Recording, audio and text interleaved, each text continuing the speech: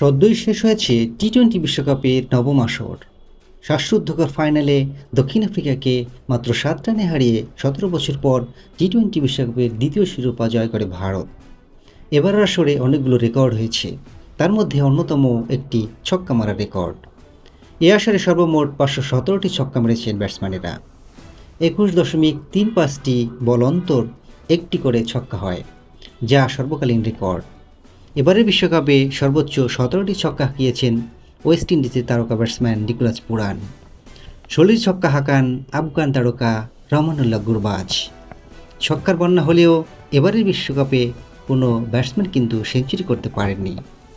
সর্বোচ্চ ৯৮ রানের ইনিংস খেলেন ওয়েস্ট ইন্ডিজের তারকা ব্যাটসম্যান নিকোলাস পুরান।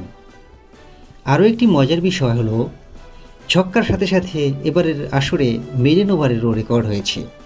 এবার ৫২টি ম্যাচে রেকর্ড ৪৪টি মেডেন ওভার হয়। ব্যাটসম্যানেরা যেমন ছক্কা মেরেছেন, বোলাররা তেমন ডট বল দিয়েছেন। ব্যাটসম্যান বনাম বোলারের লড়াই কিন্তু দারুণ উপভোগ করেছে ক্রিকেট প্রেমীরা, তাই না?